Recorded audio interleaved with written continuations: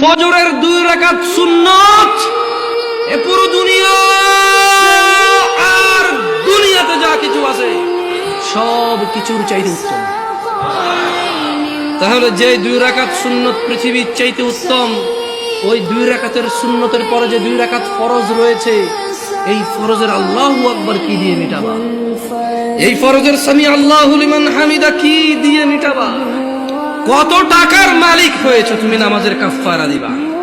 যেখানে সুন্নত 2 রাকাতের মূল্য পুরো পৃথিবীর সমস্ত সম্পদ বিক্রি করে যদি একটা স্বর্ণ কিনা হয়, ওই স্বর্ণকে যদি এক পাল্লায় রাখা হয়, আর ফজরের 2 রাকাত সুন্নতকে যদি এক পাল্লা রাখা হয়, ফজরের 2 রাকাত সুন্নত ভারী।